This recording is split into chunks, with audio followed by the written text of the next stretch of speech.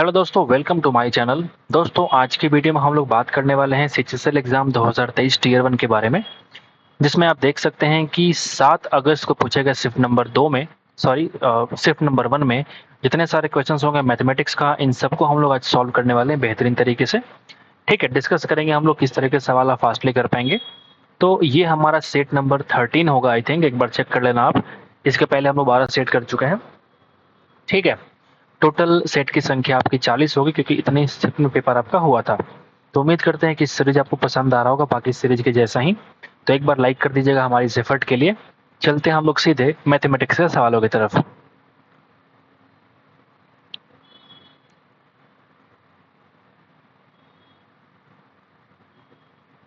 ठीक है, तो यहाँ से आप देख सकते हैं क्वांट के सवाल, पहला नंबर शुरू होता है। ठीक है, एक आदमी जो है 1:4:5 के अनुपात में कुछ शेयरों में क्या करता है कि 44,000 रुपए का निवेश करता है।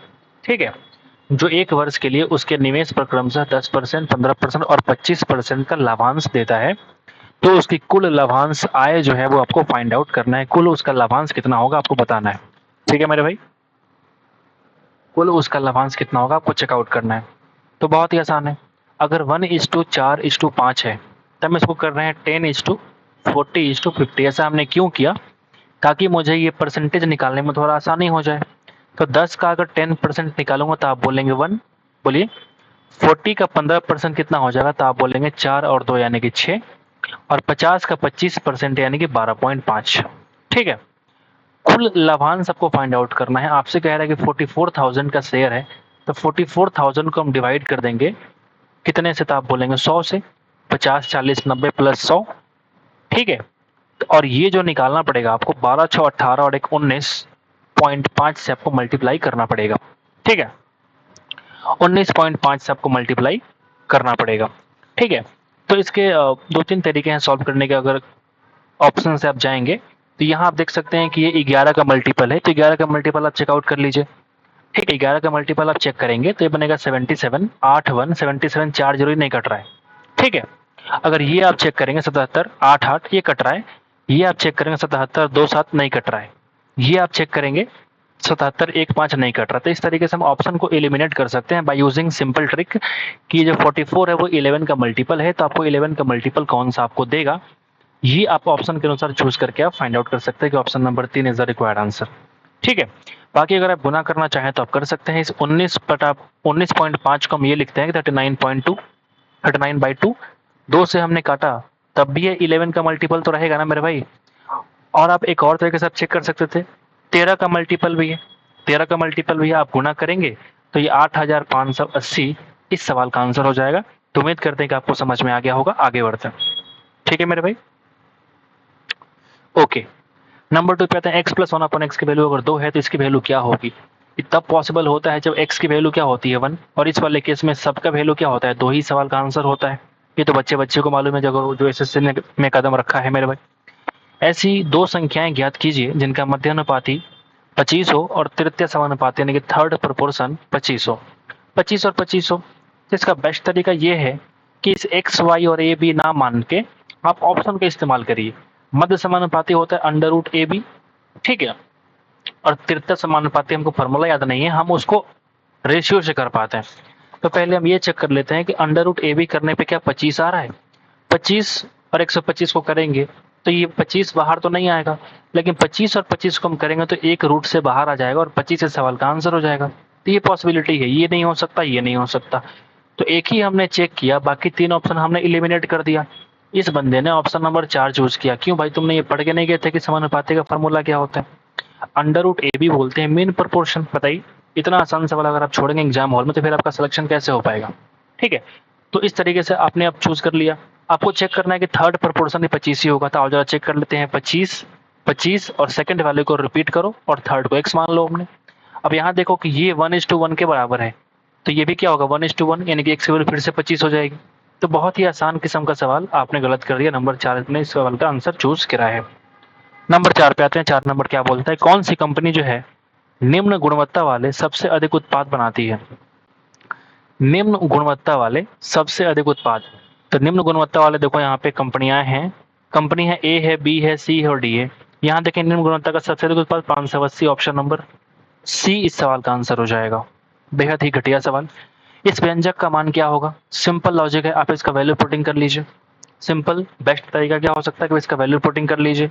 अगर आप ऐसा नहीं करना चाहते हैं तो आप ऐसा भी कर सकते हैं कि आप इसको अगर तोड़ेंगे तो ये बन जाएगा मेरे भाई sec square five minus tan square five upon sec square five. ये कर सकते हैं। क्या मैंने सही बोला? अच्छा, अब यहाँ से एक फॉर्मूला आपको याद आ रहा होगा कि sec square theta minus tan square theta is equal to 1।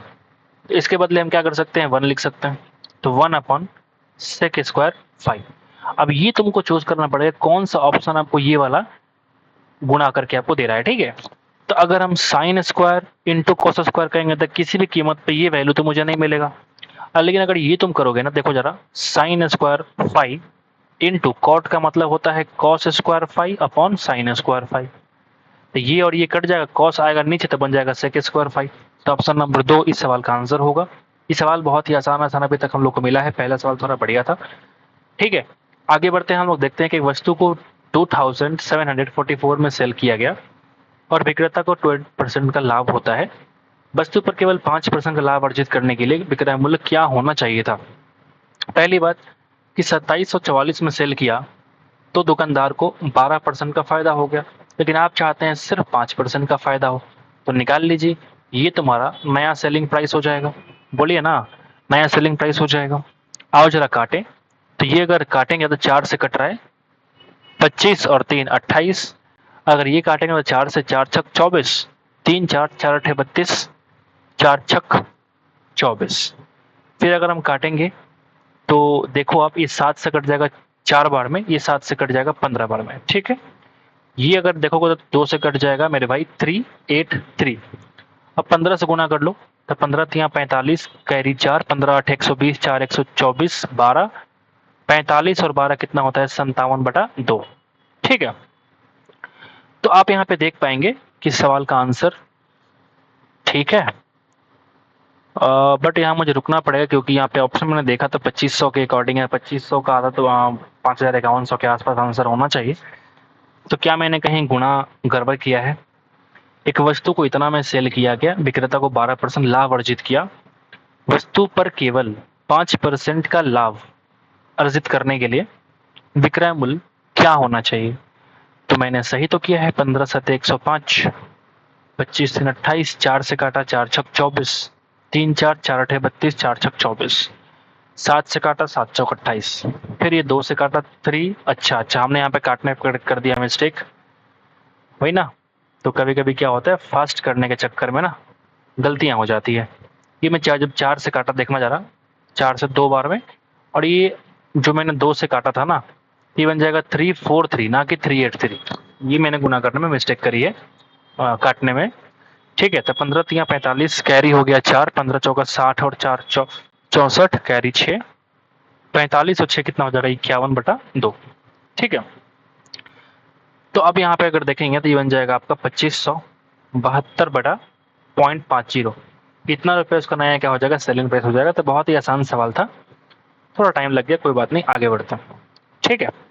एक आवासीय मीनार गुंबद जो है अर्धगोले के आकार का है, जिसकी त्रिज्या कितनी है? 560 सेंटीमीटर। 25 रुपया प्रति वर्ग मीटर, ये मीटर है और ये तुम्हारा सेंटीमीटर में त्रिज्या है। तो पेंट कराने की लागत क्या होगी आपको पहले बताना है।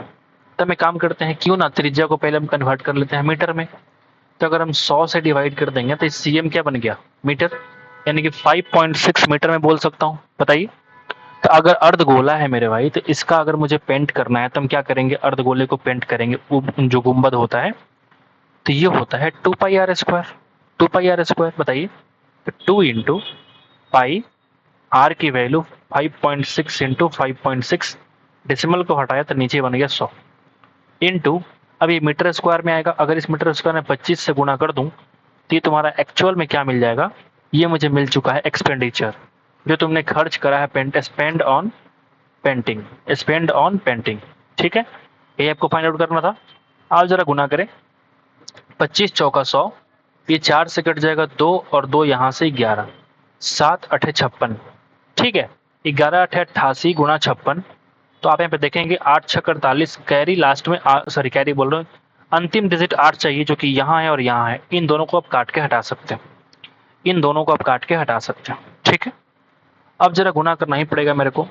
ठीक है, अगर आप गुना कर लेते हैं तो आप इस सवाल का आंसर निकाल पाएंगे। तब गुना करेंगे तो कितना बन जाएगा 4928, और ये इस सवाल का आंसर हो जाएगा। ठीक है, आसान सवाल था, मुश्किल बिल्कुल भी नहीं था। Alpha into 1/√2 is equal to beta into 2। क्यों? क्योंकि साइन 30 1/2, तो उसका उल्टा कर दीजिए। यानी मैं कह सकता हूँ कि अल्फा अपन बीटा की वैल्यू आ चुकी है 2√2।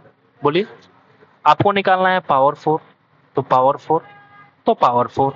बोलिए, तो 2 का पावर 4 होता है 16, या फिर ऐसा भी कर सकते हैं कि 2 का पावर 4 कर लो यानी कि 16, और √2 का पावर 4 कितना हो जाएगा, तो आप बोलेंगे 4, इसी को बोलेंगे 64, इसी को बोलेंगे 4 की पावर 3। बेहद ही आसान सवाल, आगे बढ़ जाते हैं। एक व्यापारी जो है अपनी वस्तुओं को ऐसे मूल्य पर अंकित करता है कि 31% की छूट देने के बाद उसे 15% का लाभ होता है। तो अगर 3420 रुपए क्रय मूल्य का अंकित मूल्य क्या होगा? देखिए, तो सीधे हम निकालते हैं एमपी।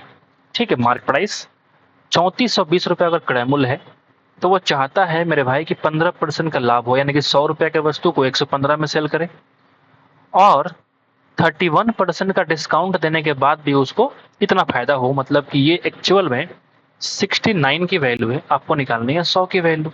बोलिए बोलिए, आ गया बात? 100 से 100 खत्म, 23 तियां और 23 बचे 115। 3 से अगर आप काटेंगे, 3 से कटने वाला है 31140, 114 गुणा 5, तो आप बोलेंगे 570, और एक जीरो और 5700 रुपया उसका क्या हो जाएगा भैया? मार्क प्राइस, यानी कि अंकित मूल्य हो जाएगा। आसान सवाल था। अमन ने क्या किया कि 78 मिनट में 12 किलोमीटर की दूरी तय करने का फैसला किया। बिल्कुल ठीक। शुरुआती 2/3 दूरी को 10 किलोमीटर पर आवर की चाल से और शेष को किसी अलग चाल से तय करने का फैसला किया। अंतिम 1/3 दूरी के लिए चाल ज्ञात करें। ये बढ़िया सवाल है आपके लिए, इस शिफ्ट का मेरे हिसाब से बढ़िया सवाल है। ठीक है, बाकी आप चेकआउट करना कि ये मैंने सही बोला गलत बोला। अभी जो मेरे दिमाग में आ रहा है आप किसी भी तरीके से करिए, बट जो मेरे दिमाग में फिलहाल आ रहा है वो ये तरीका आ रहा है। जैसे मान लीजिए 78 मिनट को हम कह सकते हैं कि ये भैया 78/60 यानी कि 13/10 घंटा के बराबर है। तो अगर मैं ये निकाल लूं कि जो इसका स्पीड रहा होगा ओवरऑल ट्रैवलिंग में, तो आप बोलेंगे distance upon time, distance upon time, यानी कि 120/13 किलोमीटर पर आवर। ठीक है, अगर मैं ये मान लूं मेरे भाई कि अगर तुम्हारे पास डिस्टेंस कोई 3x है, 3x है, तो 2x स्पीड, 2x डिस्टेंस और x डिस्टेंस, तो 2/3 दूरी को उसने तय किया है कितने से, तो आप बोलेंगे 10 किलोमीटर पर आवर से। और ये वाला आपको फाइंड आउट करना है। मान लिया हमने कि ये 1 किलोमीटर पर आवर है, और यही मेरे को फाइंड आउट करना है कि a की वैल्यू क्या होगी, बताइए। तो ये जो स्पीड है ये एक्चुअल में एवरेज स्पीड है जो पूरे उसने यात्रा के दौरान उसने तय किया है। तो एबीजी स्पीड कैसे निकालते हैं बताइए? 120/30 is equal to total distance upon total time, 3x upon 2x/10 plus x/a। ठीक है, अब आप बोलेंगे सर यहाँ पे 2 वेरिएबल हो गया। अरे नहीं भाई, यहाँ से ऊपर से और x कॉमन निकाल के आप काट दीजिए, डायरेक्टली आपको a की वैल्यू मिलेगी। बोलिए, 3 से अगर आप काटेंगे तो ये बन जाएगा 40। जहां से गुणा भाग कैलकुलेशन आसान हो आप करना सीखिए, जिससे कि मैथमेटिक्स बहुत आसान हो जाती है। यहाँ देखिएगा क्या बन गया बताइए? तो ये बन जाएगा, अगर ये मैं काट दूं तो ये बन जाएगा 1/5। ठीक है, 1/5। ठीक है, अगर मैं ये बोलूं कि a + 5/5 है, तो 5a को ऊपर भेज दीजिए और ये बन जाएगा आपका a + 5। सही है, यहां से हम काट सकते हैं 5 8 40। तो आओ जरा गुणा करें और इस सवाल की रीढ़ की हड्डी तोड़ें। ठीक है, ये बन जाएगा आपका 8a + 8 × 5 = 40 is equal to 13a। तो अगर डिफरेंस निकालेंगे तो आप बोलेंगे 5a इज इक्वल टू 40, यानी कि a की वैल्यू आ जाएगी 8 किलोमीटर पर आवर। तो ये बढ़िया सवाल आपके सामने मेरे हिसाब से। ठीक है, बाकी आप इसको एलिगेशन से भी कर सकते हैं मेरे हिसाब से, बट उसमें 2:1 के होने से थोड़ा सा आपको मुश्किलात आएंगी। बाकी सवाल में कुछ भी खास ऐसा है नहीं, आपने सवाल पहले भी किया होगा, तो ये बेस्ट जो भी है मेरे दिमाग में पहले ये तरीका है मैंने बता दिया आपको। आगे बढ़ते 11 पे आते हैं। अगर बीटा के वैल्यू 0 से 90 के बीच में, सिंपल तरीके से आप ये कह रहे हो कि भैया बी की जो वैल्यू है वो फर्स्ट क्वाड्रेंट के में है, ठीक है, फर्स्ट क्वाड्रेंट में, तो इसकी वैल्यू क्या होगी? तो 0 से 90 के बीच में कोई एक वैल्यू मान लीजिए, हमने 45 मान लिया, तो cot 45 1 माइनस रूट 2 का स्क्वायर 2, यानी कि -1 इस सवाल का आंसर हो जाएगा। बोलिए ना, बोलिए ना। पी क्यू आर का कोण जो है, पी क्यू आर का संबंध इस तरीके से है, हम एक ट्रायंगल का निर्माण करते हैं, ठीक है, हम एक तरफ ऑटोमेटिक शेप ले लेता हूं ताकि थोड़ा सा एक बढ़िया तरीके से ट्रायंगल बना के मुझे दे देगा, ठीक है। तो ये आपसे कह रहा है, मान लीजिए पी क्यू आर कोई ट्रायंगल है, पी क्यू और आर, ठीक है। 2r माइनस पी, यहाँ पे कह रहा है कि 2r minus P is equal to Q minus R. तो हम काम करते हैं, r को एक तरफ लाते हैं, यानी कि 3r is equal to P plus Q, ठीक है। मतलब सिंपल तरीके से मैं ये कह सकता हूं कि जो भी r की वैल्यू होगी उसका हम 3 गुना करेंगे तो वो p प्लस क्यू के बराबर है, सिंपल। यानी मैं सिंपल तरीके से एक काम कर लेता हूं कि p और q, अगर हम r को x मान लेते हैं तो p और q दोनों का वैल्यू का सम कितना हो जाएगा? 3x। क्यों भाई? क्योंकि ये साफ साफ ये इक्वेशन कह रहा है कि p प्लस क्यू की जो वैल्यू होगी वो r के 3 गुना के बराबर है। तो हमने r को x मान लिया, तो p प्लस क्यू की वैल्यू 3x हो जाएगी। अब तुम खुद ही बताओ, 4x की वैल्यू 180, तो x की वैल्यू 45। आसान है ना? बस सोचने का तरीका चेंज करो, सवाल आसान ऑटोमेटिक हो जाती है। यहाँ पे आ जाओ, 2016 और 17 में निर्मित सीसीटीवी कैमरों की कुल संख्या और 2021 में कैमरों कुल संख्या का अनुपात ज्ञात करो। भाई ये जोड़ घटाओ, उसका रेशियो निकालना है, आप खुद से भी कर सकते हैं, बेहद ही घटिया सवाल है ये। आगे बढ़ते, एक ब्याज जो है 5% वार्षिक दर से संयोजित किया जाता है, तो 2 वर्ष बाद दे जो है 13,230 रुपए का वर्तमान मूल्य क्या होगा? 5% के रेट से 2 वर्ष के बाद हो जाएगा 10.25%। बोलिए, यानी अगर मैं रेशियो निकालूंगा तो आप बोलेंगे 40 का रेशियो बन जाएगा 41। 40 का रेशियो क्या बन जाएगा? 41। यानी अगर मैं ये बोलूं, और चूंकि हमने पॉइंट की बात करी है, ये 40 का नहीं, हमने मिस्टेक हो गई मेरे से, मैं इस तरीके से ये लिख सकता हूं कि ये एक्चुअल में क्या है, देखना जरा। अगर मैं ऊपर नीचे 4 से मल्टीप्लाई करूं, मैं क्या समझाने की कोशिश कर रहा हूं कि, ये समझाने की कोशिश कर रहा हूं, जैसे 5% है ना, तो 20 बन जाएगा 21, यानी 2 साल में 20 का स्क्वायर 21 का स्क्वायर, यानी 400 बन जाएगा 441। मैं पॉइंट वाले से भी जा सकता था, लेकिन वो थोड़ा लेंदी होगा, इसलिए मैं यहाँ पे शिफ्ट कर गया रेशियो वाले केस में। ये मैं लिखना चाह रहा था, 40 और 41 लिख रहा था, तो 400:441। अब यहाँ पे जो वैल्यू है ये है प्रिंसिपल अमाउंट और ये तुम्हारा मिश्रधन अमाउंट है। बोलिए, तो 13,230 अपॉन ये जो वैल्यू होगा 441 के बराबर है, आपको निकालना है 400 के बराबर। अच्छा, ये जो है 21 का स्क्वायर है, तो यहाँ भी 21 से कटना ही पड़ेगा ताकि ये पूरा पूरा काम ने कहा नहीं सेट हो। अगर आप ध्यान से देखेंगे तो ये जो वैल्यू है इससे 3 बार में कट जाएगा, तो 3 चौका 12 और 000 इस सवाल का आंसर हो जाएगा। आगे बढ़ते, समद्विबाहु त्रिभुज के एक कोण अगर इतना है तो अधिक कोण की माप क्या होगी? अगर एक कोण इतना है, दूसरा वाला कोण भी सेम ही होगा ना, तो 28.5 और 28.5 कितना हो जाएगा? तो आप बोलेंगे 57 डिग्री। और 57 डिग्री को आप कम कर दो 180 में से, ये तुम्हारा थर्ड वाला एंगल हो जाएगा, इसका वैल्यू क्या हो जाएगा? 123 डिग्री। आगे बढ़ जाइए, एबीसी और पीक्यूआर की बात कर रहा है कि B is equal to Q. यहाँ पे देखो बी जो है ना वो क्यू के बराबर, कोई दिक्कत नहीं, सी आर के बराबर, सी आर के बराबर, तो ऑटोमेटिक पहला वाला भी पहला वाले के बराबर होगा, यानी सिमिलरिटी हमारा फिक्स हो गया, यानी कि सर्वांग क्षमता का पता नहीं लेकिन सिमिलरिटी हमारा फिक्स हो गया, ठीक है। अब A B is equal to P Q, अगर यहाँ पे सर्वांगक्षम होता, यानी कॉन्ग्रुएंट होने के लिए यहाँ पे साइड लेंथ भी क्या होता है? इक्वल होना पड़ेगा, लेकिन ये कह रहा है कि दोगुना है। दोगुना होने से मैं कह सकता हूँ कि सर्वांगक्षम तो नहीं है, लेकिन सिमिलरिटी तो है, तो समरूप लेकिन सर्वांगक्षम नहीं। इस व्यंजक को सरल कीजिए, इस व्यंजक को सरल कीजिए। बेस्ट तरीका क्या हो जाएगा बताइए? बेस्ट तरीका क्या होगा बताइए? जो मन करे वैल्यू पटक दीजिए।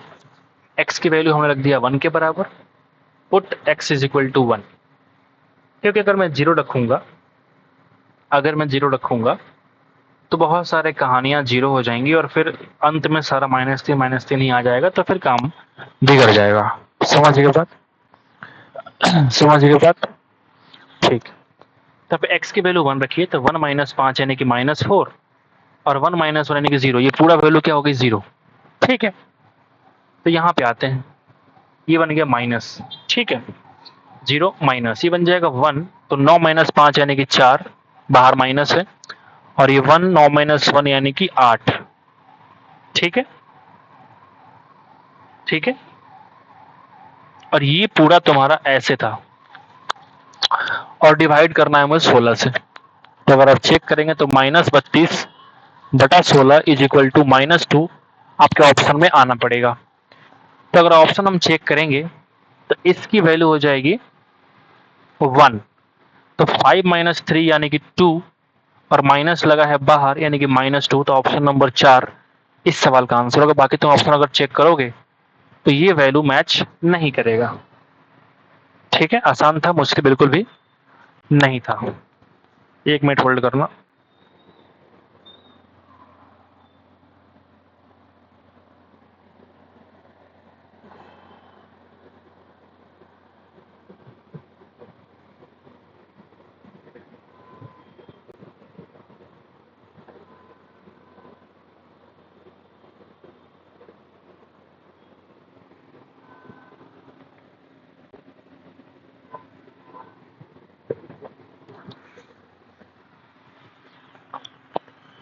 ठीक है, अरे यहाँ पे कह रहे हैं कि जंगल में चीर के 7500 पेड़ हैं, तो जंगल में कितने पेड़ हैं?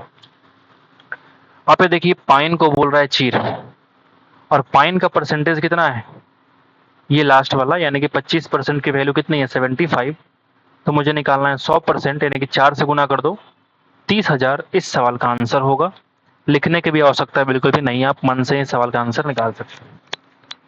4 पुरुष और 8 महिलाएं किसी काम को 10 दिन में कर सकते हैं, और फिर ये कह रहा है कि 5 पुरुष और 24 महिलाएं किसी काम को 4 दिनों में पूरा कर सकते हैं।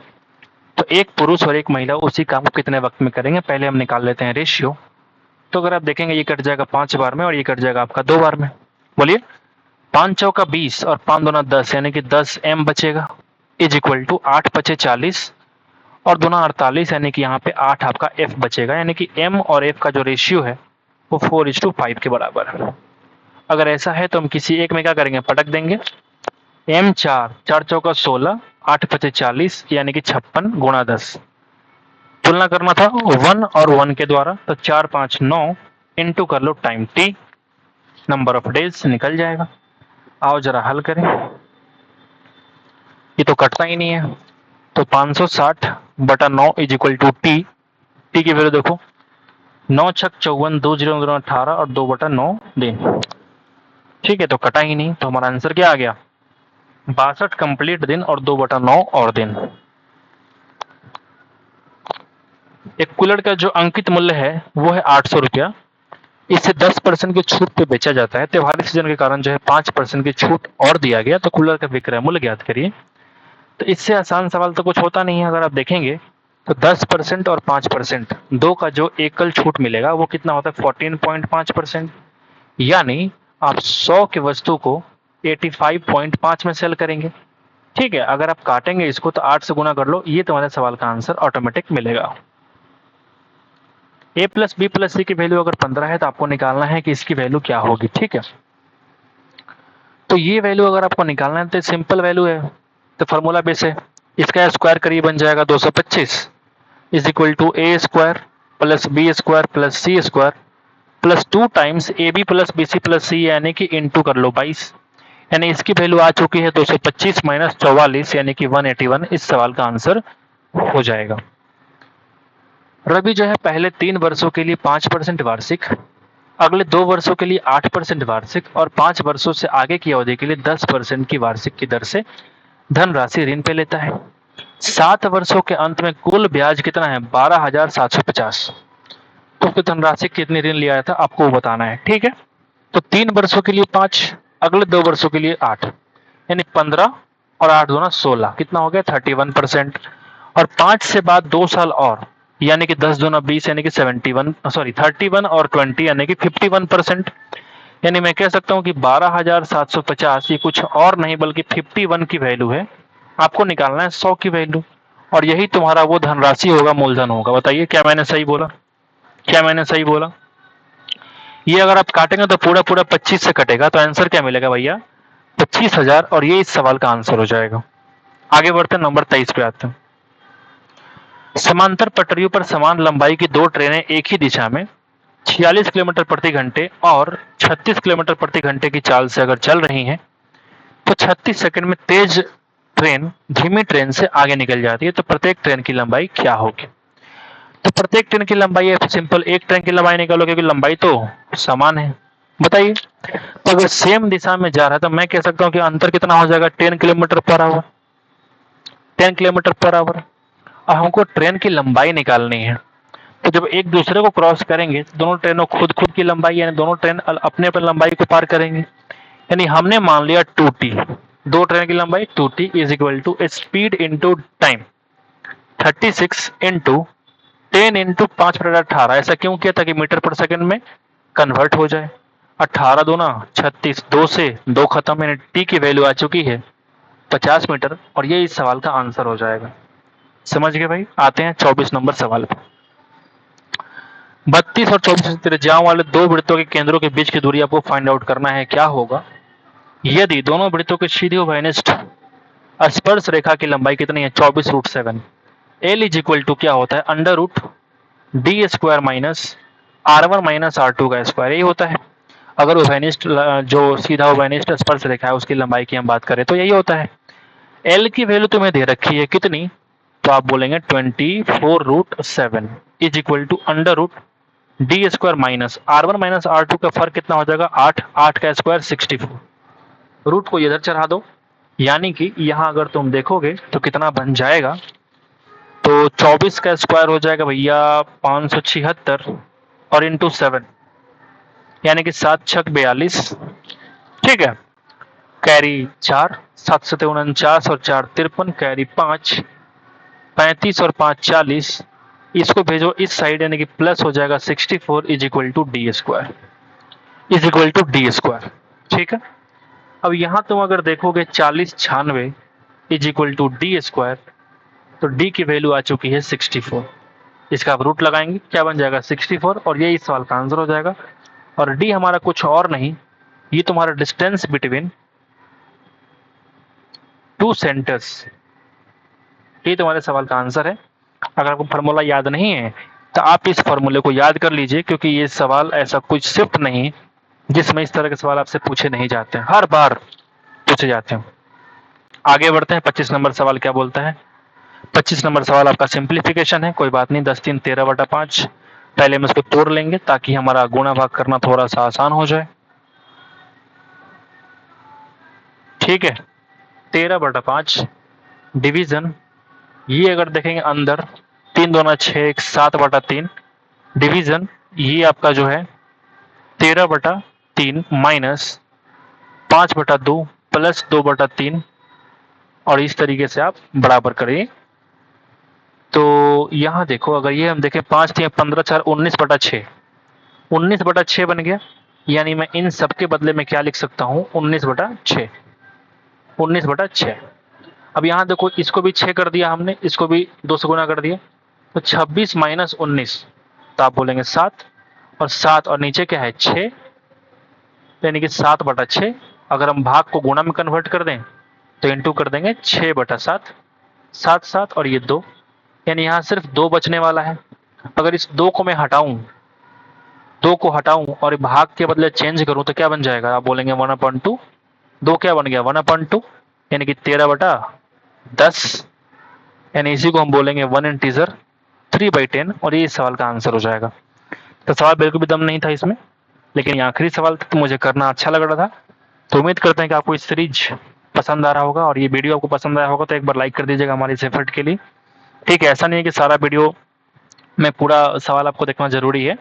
इस 25 में से हो सकता है कि 4 5 6 सवाल ही आपके लिए इंपॉर्टेंट हो, तो आप वही वीडियो देख के जाइए, वही सवाल आप करके जाइए, भगा भगा के 1.5 के स्पीड में देख लीजिए, या फिर जैसे भी आपको अच्छा लगे आप देख लीजिए, जिससे कि आपको समझ आ जाए।